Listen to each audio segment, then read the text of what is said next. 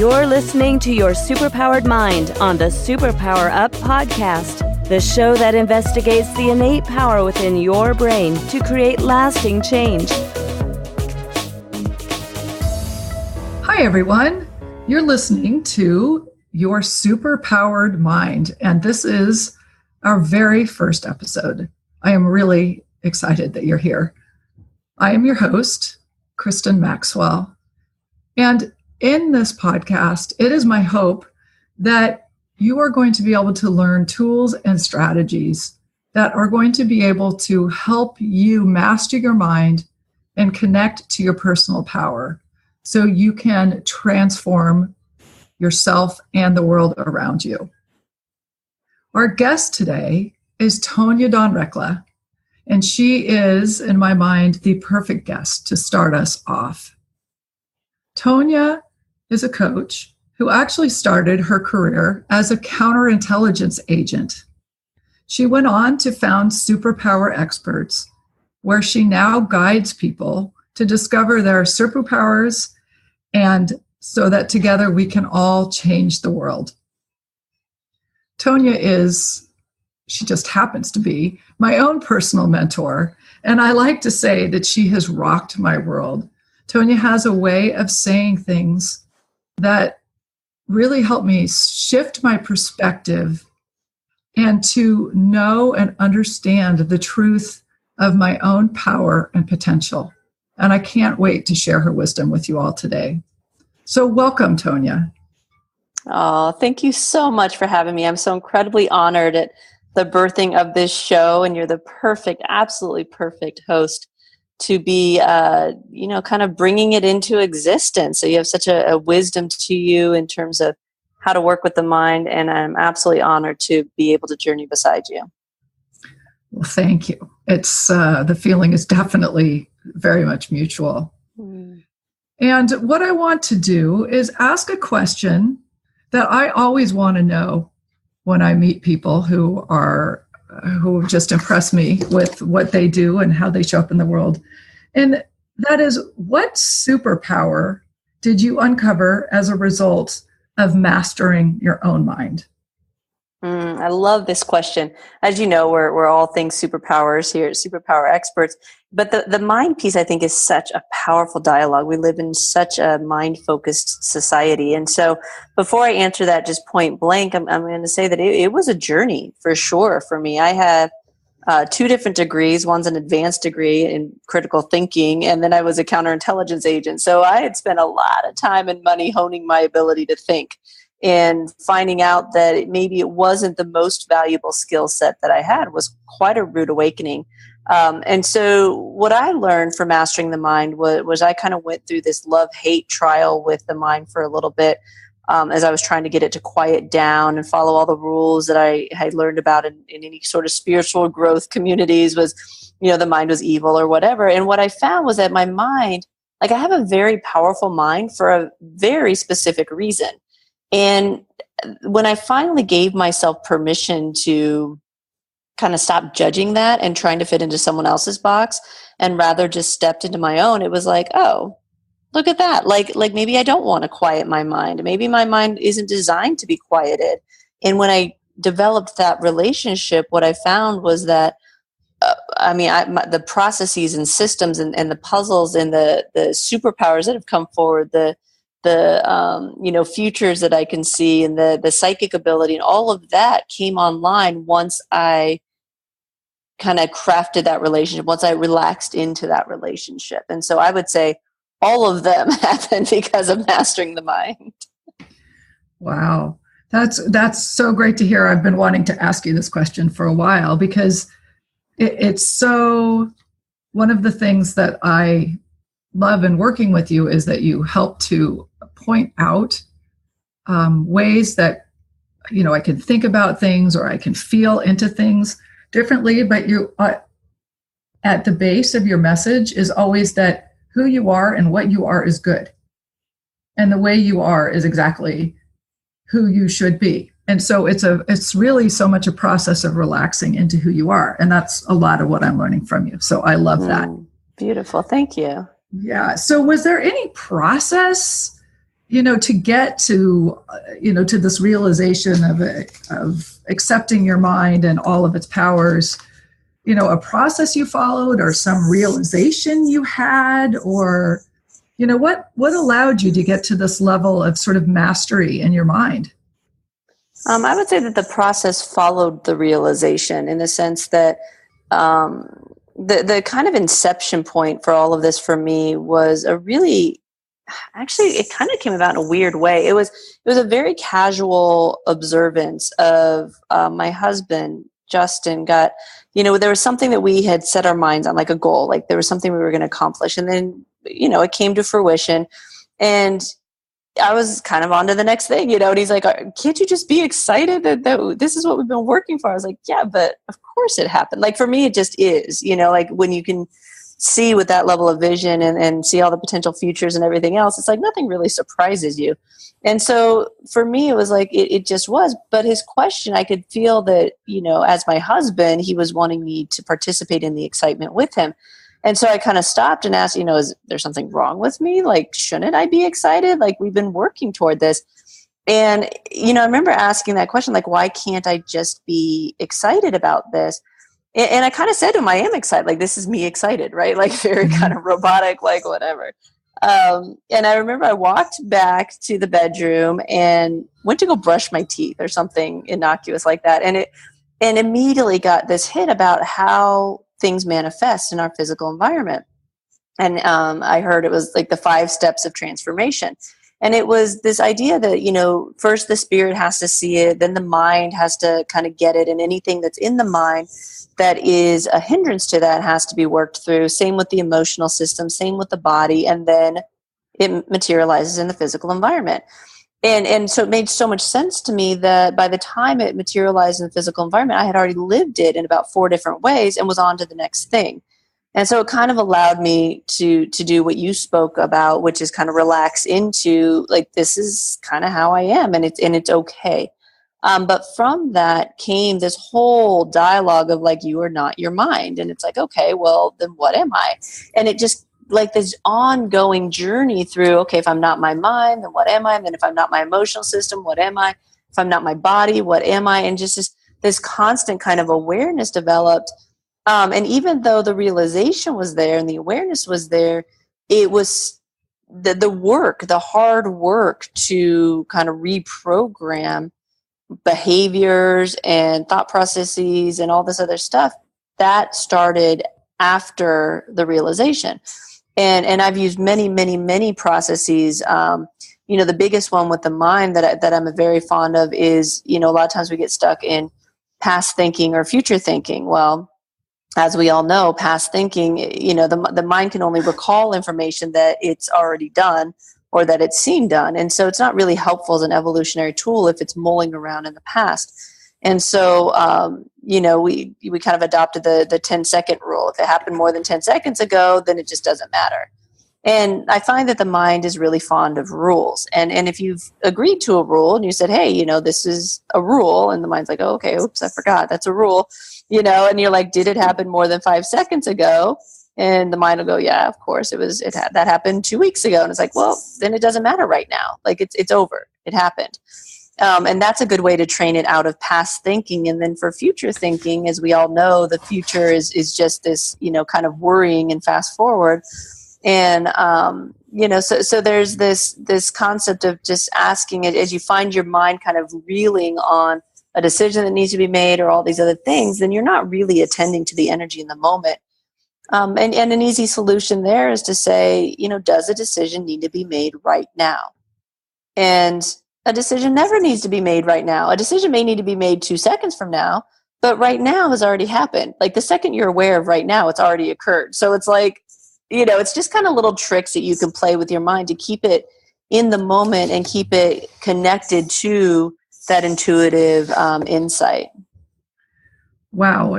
That is such a different way of thinking from how I think a lot of us think in that realization. And I would love to have you share with us a little bit more about some tips about how you learn to develop these, or what maybe we could do to try to incorporate that in our lives, but we're going to take a quick break. Before you go, Tonya, can you tell us where people can go to find out more about you? Sure. Then go to superpowerexperts.com, and we have a quiz on the homepage where they can find out one of their predisposed superpowers, and that's a lot of fun. So I encourage people to come play with us. Great. Thank you. When we come back from this short break, we're going to be talking to Tonya about what steps you can take and what you can do to implement these changes into your own life. Thank you. Are you here to change the world? Do you talk about things like vibration, frequency, awakening, and consciousness? Are you pretty sure you have superpowers? The Superpower Net is unlike normal coaching programs and conscious communities. We provide training, intuitive guidance, peer-to-peer learning, intensive one-on-one coaching, and a high vibrational network of people just like you. When you join the net, you get 24/7 access to a collaborative group of people who support you as you master your personal power and unlock your superpowers. If you're ready to use your superpowers to change the world, then join the Superpower Net today. Visit superpowerexperts.com/the-net to learn more. Welcome back, everyone. You are listening to the first episode of Your SuperPowered Mind, and we are talking to Tonya Dawn Recla. And Tonya, I want to know, how do you use this ability to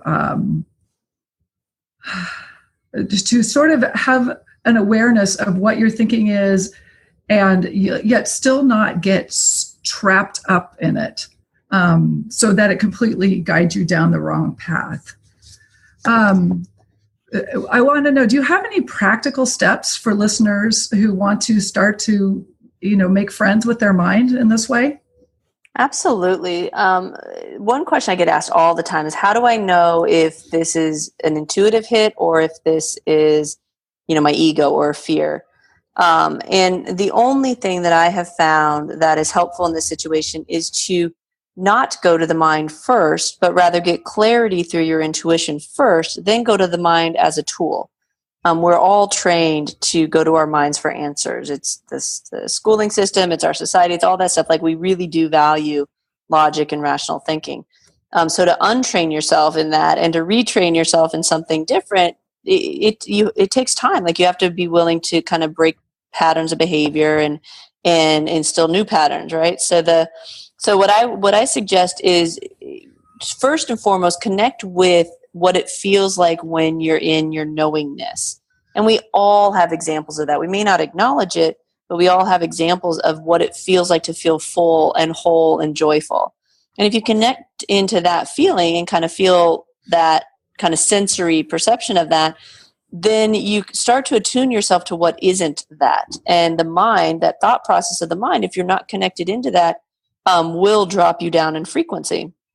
And so that's really the very first step. And I know it's not sexy and it's not fun and there's work associated with it, but managing and attuning your individual resonance, in my opinion, is the only surefire way to have that answer that you're looking for every single time.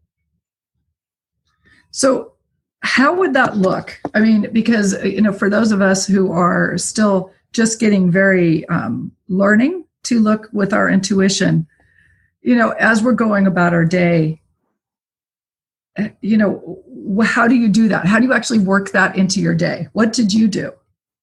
First, I made a commitment to do it. Honestly, there is a discipline to this, and so making the commitment and kind of giving yourself a little like using the reward system, if you will, like what's on the other side of this? Like what is why would I be doing this?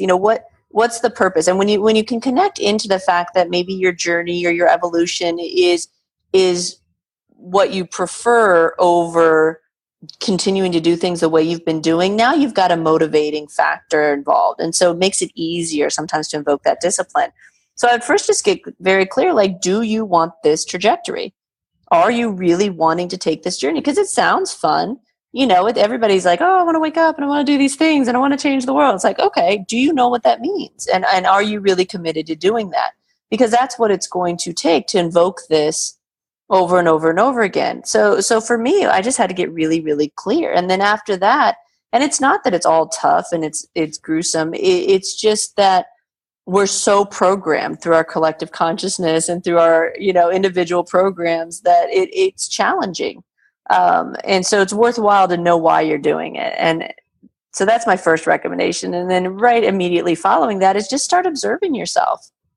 Observe how ideas, observe, does this feel good? Do I want to do this? Am I being guided in this way? Because if you feel any sense of constriction, tightness or, what is one of the phrases someone shared, like light is right, in the sense that if you feel light and good about it, then do that. If it feels heavy and kind of constricted, really look at, is there an obligation there? Is there a fear there? And you can just start to sense the difference. And that's really valuable. Right. Yeah, that does sound, I love how you're pointing out to try to go to our intuition rather than the mind, because there is this way in which we're trying to always constantly, or at least I am, looking at what does this mean? And, what do I do about that? And what's the right reaction? Mm-hmm. So how would how do you use your superpower now? Like this ability to look at your intuition and your mind, and use them both in making decisions and in living. How has your life changed? And how does life feel differently? Beautiful. I remember the moment I realized that I had succeeded in that quest, in the sense of the moment it felt like I got there, if you will. It was such a powerful moment. And I felt like my entire life prior to that, I was running towards something. There's something I had to do, something. I remember early on dating Justin. He looked at me one day, he goes, "Can we just not grow today?" And I was like, no, what are you talking about? I was like, we got to go, go, go, go, go, go, go. And I see that in a lot of my clients, because there's, this, most of us know there's this wave, this energy wave that we want to get on top of. And there's a specific place, a specific time and space collision that we know we need to jump on top of this wave. And as it gets closer, we do start to feel a little bit frantic, because it's what we signed up for. And so I remember I felt compelled that way my entire existence. And when I got there, at that moment, I kind of thought that was over, and maybe there would be a good chance I would be transcending sometime soon. But it was that was just the beginning. But it was the culmination of the first phase of the journey, if you will. And then, it opened up the space for everything that came after that, which is, to answer your question, what I do now is I guide others and hold them accountable to the highest frequency. And it is the most miraculous existence. I could never have even imagined it. But it took all of that kind of commitment and understanding how to utilize the mind, understanding the amazingly powerful tool that it is, but taking back control of it, if you will, so that I could use it as the tool that it is to guide myself, and then ultimately to guide others. And now I'm guiding others to guide others. So it's this beautiful synergy and kind of outflowing that happened because I committed to doing that work. Wow. That's amazing. And I love that phrase, you're holding accountable to the highest frequency. There's something that I can just feel, almost feel the truth of it. That is beautiful. Where we want to be. And one of the things I love, in our own work together, because I have been in the past, very, I would say I felt very trapped in my mind, really, really unable to stop the thoughts at times. That's how I felt. Mm-hmm. And now through this work is realizing, and so often, and I never know if I say it right, that there's this choice. I can choose to go down one path, or I can choose another path, which is in the higher, better feeling, more expansive, really just a wonderful place instead of being frantic. And beautiful. Yeah. So do you have anything I would love to see how you'd correct how I would say, maybe not correct how I would say that, but how would you frame that in your own words? I absolutely would not. I think that was very eloquent. What I would say is just as a means of edifying you is that it's really common for highly intellectual professional women to feel that way. And kudos to you for stepping up and going, this doesn't feel good anymore. Like I want something, even when you don't know what that something different might be, it's making the choice to say, I don't know what it is, but I've done this and now I want to try something different, because it really is having the courage to say, what if? What if it can be different? What if I can be happy all the time? What if I don't have to wonder all these things? What if I don't have to feel guilt or shame or anxiety or whatever it is that comes up for people? That took courage for you to step into that space, not really understanding what it looks like. And it is a very abstract concept. Most of us are drawn to it, kind of like a moth to a flame, but we don't really understand it, because until we get our minds online with that evolutionary journey, they can't comprehend it. And so it takes it's like a true leap of faith, if you will, to jump into a space that you don't really get. You can see it modeled, but you don't really know what your space is going to look like for you and what the implications are for your life. And then to jump into that space and be able to overlay that space in your own evolution with these processes and the ability to articulate it in such a practical way. I'm incredibly impressed and continue to be impressed with your ability to kind of break it down and say, hey, these are the steps. And you've held me accountable to making sure that I understood those processes. I just trust. I was kind of naive. I was like, okay, I just follow my guidance. But we need to be able to build those constructs and help people get the steps, or more and more people won't be able to implement it. Right. Yes. Thank you. I mean, and thank you for that acknowledgement too. That has been really one of the things I am really doing is actually learning how to value my own worth rather than comparing and saying, but I'm not in that space and I don't do that.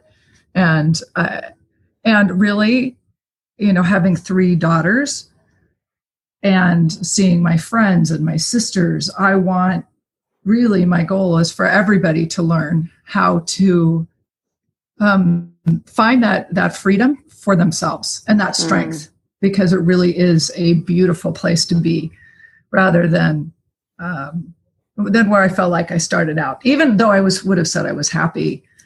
And also, I just want to also say, I'm supposed to be interviewing you, but look, I'm talking. I do this sometimes. This is perfect. It's your show. That's so weird. I didn't know what I was doing. I just knew that I was miserable. When I started on this journey, I just knew that I was driving myself crazy and I couldn't take it anymore. So if there are any of you who are listening who are feeling really stuck and really trapped and really unhappy, and like you just are standing in your own way of being happy, just know that's where we all, that's where some of us start. Some of us start a little deeper down the hole than others. And it's just starting to recognize that, okay, there are ways there is another way, and other people have changed that. So beautiful. Well, I think, it's important that to be able to look at your life and say, I get it. Like, to have a good relationship and maybe a profession or a business or what, and the kids and everything else. And I remember the moment I looked Justin in the face and said, raising Neva is not enough for me. And it was horrifying. Like that was, guilt and shame and just disgust at myself. That was a hard conversation to have. And, of course he held that space beautifully for me. But as a mom, it was like, how can I say those words? She's this amazing, amazing being. But ultimately it wasn't enough. And what that allowed, just saying those words out loud, no matter how much they hurt, allowed us to start building something different. Say, what if we can all have it all? Like, what if I can be totally fulfilled and happy and do my work in the world and be fulfilled raising my daughter and allow her to become so wholly who she is, and allow my husband to be wholly who he is? What does that look like? And we just started working at it. We didn't know. We didn't have any answers, but we were willing to have the conversation. And I think that takes a lot of courage, even within yourself, to start having that conversation, is where you started. And that's really how, because you don't have to know how it's going to look. In fact, you probably can't know how it's going to look, but just have the courage to have the conversation with yourself. Yes. I've discovered that it really is hard sometimes to even ask the questions of yourself of what do you really want? Mm-hmm. Are you doing and being who you really are, that you sense you really are inside? And I love that you're saying that, and talking, what a lovely idea to think about the whole family working together, to be their best and to give the most to the world. So I love that. So before we wrap up, I am just wanting to know, I know because I'm going to ask you this twice, because I know you have a million things you could tell us, one is that, to really start checking in, with our intuition, what feels with our knowingness. And any other little tips or resources or something that you could suggest to the listeners who might like the idea of this sort of freedom from their mind and in their mind? Absolutely. I think the biggest one is, we've touched on it, but I think it bears repeating in the sense of you recognize that you have all of your components and all of your idiosyncrasies and your experiences and the environment and everything else. You have all of that for a reason. I often tell clients, I don't throw out anything. Nothing's an accident.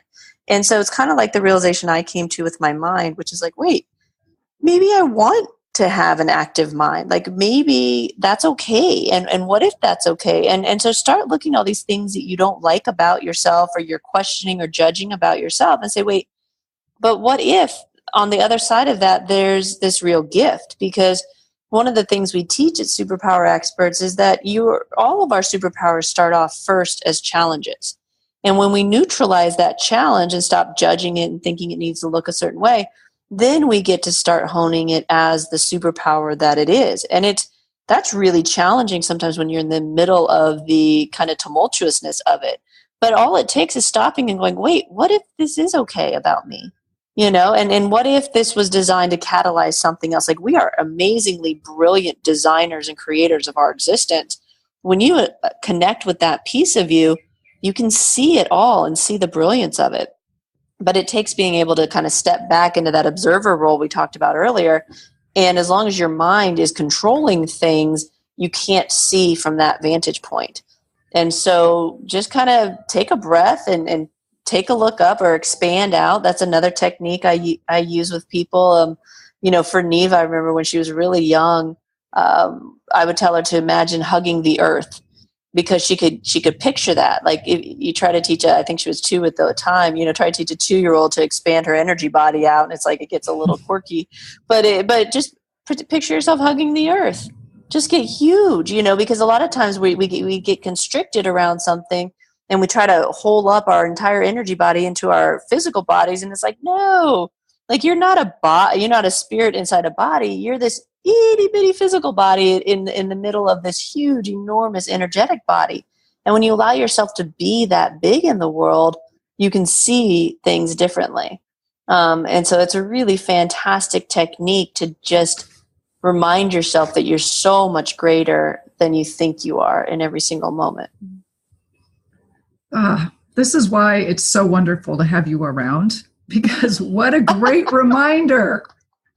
We spend our days beating ourselves up, and then, it's just a relief, such a relief. It's beautiful. Thank you. So, Tonya, I am so thrilled to have had you and to share you today with other people. And I am really also so thankful to have you in my life as just to open me up to an entirely new perspective on how to live.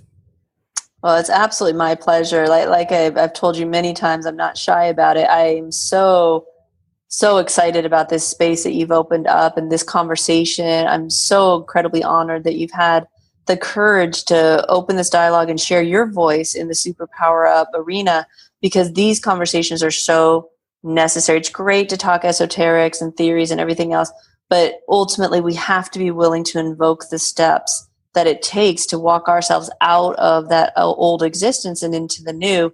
And you are absolutely the best guide to do that. And so thank you for giving yourself to this mission and for walking that path. I know that it takes courage, and I honor that in you. Thank you. Thank you very much. Yes, I appreciate your support. We all need support. Yeah, we all do. That's the thing. We all do, and we don't always know it. So before we go, can you please remind us again where listeners can learn more about you and get some of your magic for themselves? Oh, absolutely. And go to superpowerexperts.com. We have all kinds of fun stuff there, to include a quiz on the homepage. And you can find me on pretty much all the social media platforms. I think I'm the only Tonya Dawn Recla out there running around. So I look forward to connecting with all of you, and know that you have a place here and you're welcome. Thank you, Tonya. And all of you who are listening, thank you again for being here and supporting me on this new venture. And our next episode of Your Superpowered Mind will be out next week. So until then, I want you to please try to remember that you do hold the power to master your mind and to transform your world. Are you ready to discover your superpowers? Go now to superpowerexperts.com and take the superpower quiz today.